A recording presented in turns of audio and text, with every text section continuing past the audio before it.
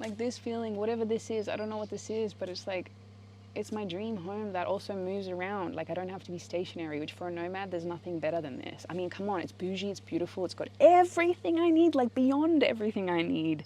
It's an off-grid house. Like I get water for free. I get electricity for free. Like,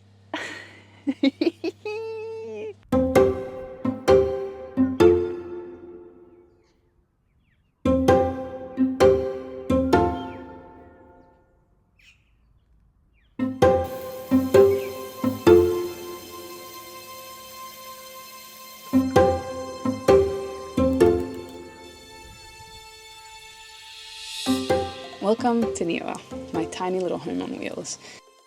Now to some of you, you might be thinking, that's a camping car, an overlanding vehicle so I can explore Australia. But I see it slightly differently. I see this as my home, and so a home definitely behaves differently than just an occasional camping vehicle. So come on in, let me show you around.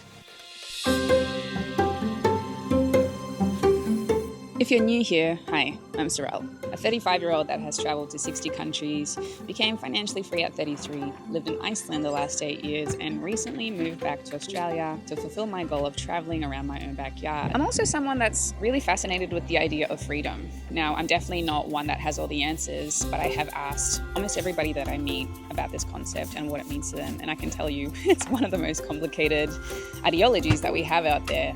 Yet it hasn't stopped me searching for what freedom is for you, for me. So that's one of my pastimes, discovering what makes a free human.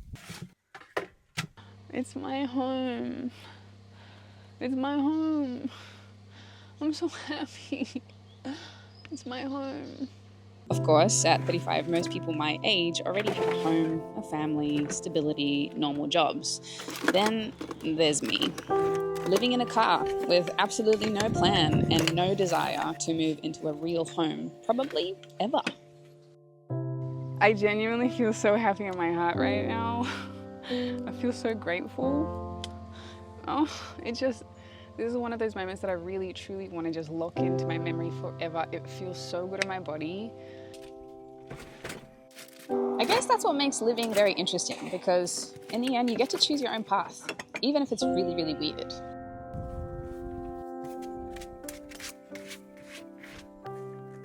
But it's time to clean up all the shelves, organize everything as it's meant to be. It's spring cleaning time.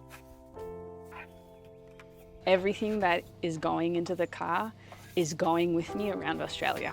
Like, that's it. Everything that I don't need is getting left behind. And I'm so glad that I've been able to live in Neila for about a week with the kitchen, the whole setup, so I now know what is needed and what is not, so I can get rid of the things that I thought I might need, but I don't. And it's left me with an ample amount of space, actually. I still have a few things to go in. Just love the cleanliness of everything. I love the simplicity. It does such good wonders to my eyeballs. It does look like next week I'll be fully on the road without any need at all to return back to any accommodation. Home. Yes. I'm so happy. Oh, check this. New addition to the fam. A beautiful table that I get to use in conjunction with my kitchen. And so side by side, cooking, preparation, cooking, preparation. It's perfect. It's exactly what was missing. And there's a wooden piece that slides out to give extra space to cook on. It's just getting lacquered up right now. I'm going to show you what I'm packing for this trip. You'll be surprised, I think. Maybe not, by the amount of things that I'm bringing with me, just clothing-wise. Here it is. I think that's quite a bit, because also don't forget, like, this one's compression, so it squeezes everything together. That's just tops. We have socks, we have pants, we have shorts and skirts, we have random things, we have undies, 4 jumpers and a jacket. Makeup and sunscreen, toiletries, swimwear galore, because I'm gonna need it. We're laughing. This is all you need. Australia, you don't wear a lot of clothes because it's so hot, so yay! Also, homeopathic remedies that I was sent. Let me just give them a little shout out here. Now, I'm a homeopathic baby. I love homeopathy. And if you're not into homeopathy, I'm not going to try to convince you, but for me, this is freaking awesome. It's natural, and I just, if I have a headache, for example, let's scroll. Cold and runny noses, constipation, ear conditions, influenza, parasites. There's just remedies coffees that are like a first stop shop. I think I've taken painkillers maybe 5 times in my life. I just don't like that kind of stuff. So this is so nice for me to be able to reach for when I'm just, you know, on the road. I don't know what's going to happen. I don't know how I'm going to feel. So I'm thrilled. Thank you so much to Remedy Collective for this. I know a few of you are thinking, wow, you're so impatient. You're not grateful for how long the process takes and everything like that. Yeah, maybe I'm not. Also, I think a lot of people are, you know, working on their cars every now and again and just getting them ready for their adventures away. Whereas me, this is full time. Like my whole life has been encapsulated by this for 5 months. And that's like, if you stretch it out over just like 1 or 2 days per week working on your car, that's going to stretch out to a couple of years. But yeah, mine has been compacted, and to know that it's like, it's come to an end and it's more beautiful than I could have ever imagined. Like I remember having a vision in my mind of making the most beautiful camper that I could think of. It had like a white interior at the time. That's what I was imagining. So it's not exactly the same, but as I'm growing with it, like I love it. I love it. Everything is an exact same color palette. Like there's grays, there's orange, there's browns, there's beige, like everything is in the same color palette, and holy crap, it's doing good things to my eyeballs. I say eyeballs a lot, I know. But yeah, maybe I do have to learn to enjoy the journey a little bit more. But yeah, 5 months, I just think it's time for me to hit the road. For someone that travels an insane amount, like I need to be moving. I've been stationary for far too long, and it's definitely, I don't like, moving is my comfort zone. So being stationary is not my comfort zone. I've tried it, I'm good. I don't want to do it again. My kitchen. This is my outdoor living setup. Like what? Like it's huge. It's so nice. Maybe it's a similar idea as with my camera, for example. I love capturing beautiful things. Some might be shocked that I really don't understand settings very well. Like I have my favorite settings and I use my favorite settings, but it's not like I'm always researching like different settings, how to use the camera optimally. On the technological side, I think I'm pretty bad when it comes to cameras, but the outcome I think is pretty good. I like my car, I love my car, just like I love my camera, but it's not like I understand the specs of them or understand very much about them. I'm gonna learn as much as I need to get me through. I just want it as the vehicle that's gonna get me to capturing beautiful things and seeing beautiful destinations in a country that I want to see so much more of and understand so much more of. I think one day, if I ever have a house of my own, like a primary residency, it will be a tiny house. I know it's a stereotype. Most people that live in small cars, they end up moving into a small house. And I can't stand the maintenance on homes. I'm not a big fan of homes. I really am not. I think they're too big. They require so much maintenance. The house starts owning you in a lot of times, and I just can't. I don't get it. I don't understand. So I'm not at a stage yet where I'm comfortable buying. Like I just think renting is such a better idea, because then you get to ask the landlord to make changes. If there's anything that's broken, they take care of it. Whereas you as a homeowner, you have to keep doing it, and you're going to elevate your house to be the standard that you love because it's your dream home. So you have to have the best, yada, yada. And you're still going to destroy it. It's still going to be maintenance. It's going to cost you an arm and a leg. And then you can't move. You're stuck because of your dream home. Luckily, if you buy in a location that is your dream location, awesome. But I don't know, there's just something so frustrating about homes. I've had a house in Iceland.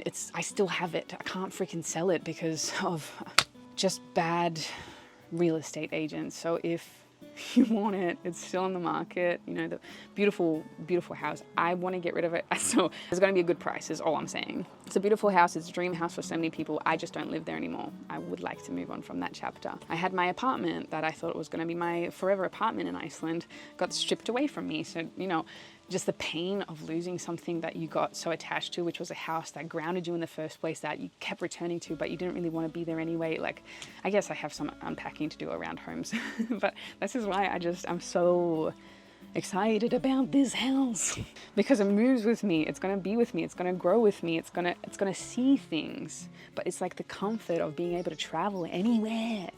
It goes with me, and it's got everything I need in here. If I need to drop it off at the airport and then I fly as well overseas and I do my adventures, come back, and this is home. Like, I just cannot believe. I'm so happy. If you like your house, I'm very happy for you. This DM here summarized it really well for me. It was a chick that, she prioritized travel. sounds like me. She wanted to experience stuff in her 20s instead of stressing out about trying to save for a house that just constantly increases in value and value more. Like, you have to have such an enormous deposit now for a house in Australia. Sydney is the second most expensive city in the entire world. Like, it's just gotten out of control in Australia. And I know it's rising in a lot of places too. Why would you work so hard, sacrifice so much for a home? I don't want to be tied down to a home for the rest of my life. Like, I don't know what the twists and turns are going to be. Maybe if I have a family, I'll settle somewhere for a minute, but I still intend to travel with a family. But I don't want to stay in one spot, one country with a family. I have so much to show them, so much to teach them. Of course, this is all my own journey. My desires, we'll see if it pans out this way. Anywho, welcome to my desk. Some editing is in order. This is so fun. I can't believe I have a little desk. Cute as a button. This space, honestly, that I'm starting to use it, it's definitely sufficient sizing wise. It's so fun. You have everything you need. It's just getting used to everything. So it's like a teething period, I suppose, but it's awesome.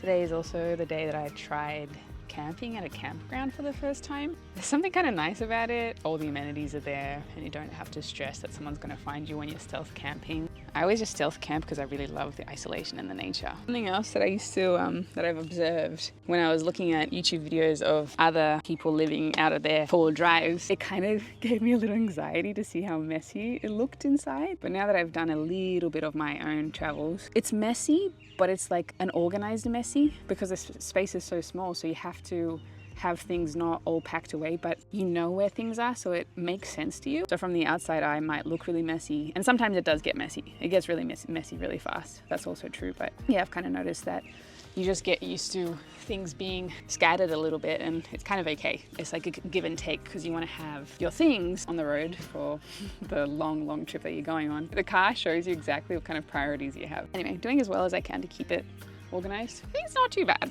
It's not too bad. More and more, I'm also falling in love with the beigeness of it. I think it's kind of good because it does make you feel lighter and brighter. I'm so glad I didn't go for a dark color. There was a moment there where I thought about getting the black interior, or the white. The white just looked weird. But the beige, at first, I was like, kind of boring. It works. It just feels really fresh in here and not claustrophobic.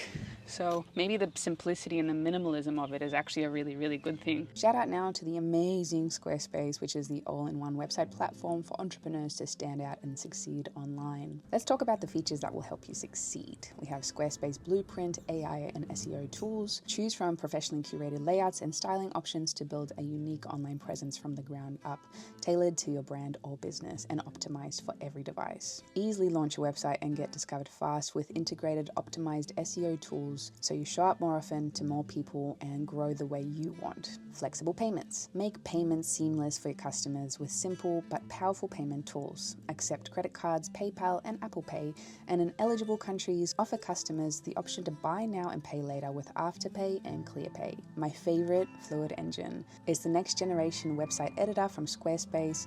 It's never been easier for anyone to unlock unbreakable creativity. Choose your website starting point and customize every design detail with reimagined drag and drop technology for desktop or mobile. I have personally used Squarespace for close to 8 years now. I am obsessed. I'm in love. It is so simple. I change my website exactly as I need to make it reflect who I am at what stage in my life. Honestly, it's an absolute no-brainer for me. You have to check it out. Go to squarespace.com for a free trial, and when you're ready to launch, go to squarespace.com/Sorelle to save 10% off your first purchase of a website or domain.